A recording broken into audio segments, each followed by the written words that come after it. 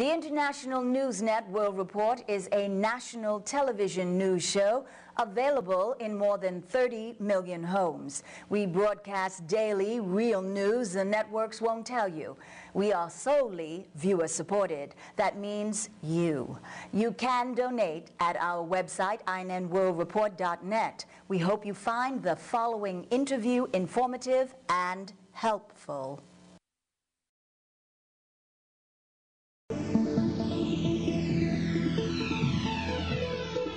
$500 billion in stolen Medicare and Medicaid funds, U.S. attorneys who were fired, and assistants which were murdered. They all are connected to this scandal.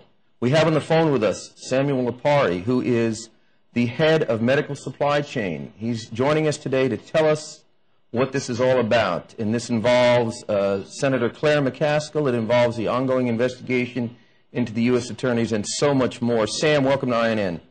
Hi, hello. Sam, where does this story begin? Well, it begins back in the mid to late 90s when I developed an electronic marketplace that would eliminate all of this administrative costs related to purchasing medical supplies.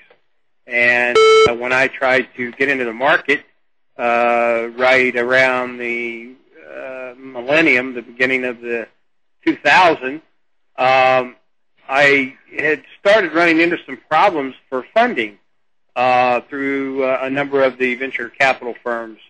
And then as I pushed forward, I came up with a way to fund my entry into the market, and U.S. Bank had stopped me by using the pretext of the USA Patriot Act.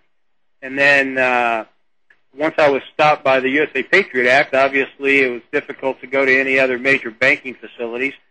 So I had an opportunity to purchase a piece of property with roughly a $12 million property I was purchasing for $5 million, and the intent was to use the equity of that property to fund my entry into the market, where General Electric owned the lease on that building. I agreed to let GE out of the lease if they provided the mortgage for that building, so then I could then turn around and use the equity for capitalization. As soon as GE figured out who I was, then they repudiated the contract for the mortgage. So, and of course, I filed a lawsuit against U.S. Bank and GE, and that just, again, we couldn't get past dismissals for some reason, and all we were asking for were injunctions so that they would have to, stop using the USA Patriot Act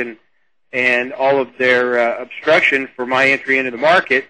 And of course, the courts denied that and basically dismissed those two cases for injunctive relief.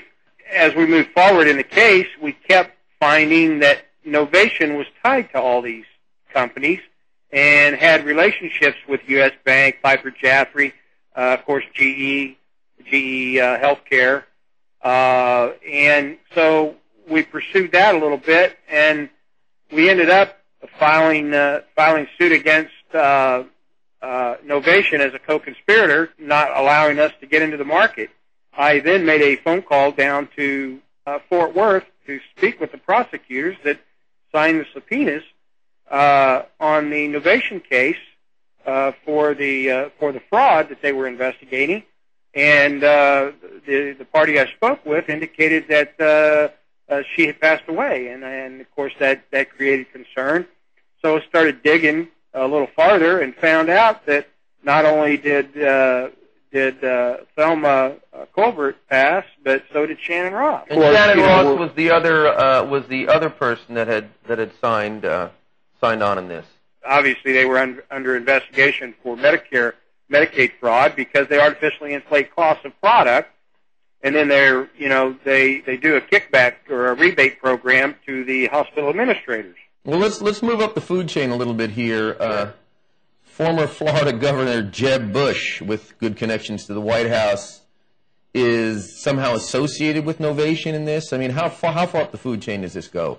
Well, it goes all the way to the top. Yeah, I just recently, the last couple weeks, learned that Jeb Bush had joined the director for Tenet board of directors, and in doing so, obviously, Tenet had settled a $21 million lawsuit with regard to Medicare Medicaid fraud, and of course that creates questions because Tenet is has a direct relationship with Novation. Of course, Novation has a relationship with just about every major hospital in the nation. How do we tie this into Senator Claire McCaskill? How does she come into this mix? Well, Senator McCaskill's husband, from what I understand, is involved, either owns or is involved in nursing home chains. So obviously there's a direct connection with Senator McCaskill and the healthcare industry itself, with participation by her husband in the market of nursing homes. So, again, Senator Frisk, I understand, sold off his interest in ACA a year or so ago. In fact, sold their interest from my research, sold it to an investment firm, Merrill Lynch. But the connection is that when we filed suit up here against Novation, we just constantly ran into problems with the prosecution of that. And what I mean by that, we're in the 10th Circuit Court of Appeals right now in that case, and there's not one, but there's just an enormous amount of issues that we have that we're asking the 10th Circuit Court of Appeals to address. And many of the decisions that we got from the district court were contrary to fact and law, and we couldn't really understand why that was happening. This thing is more connected than we ever thought, and we were hoping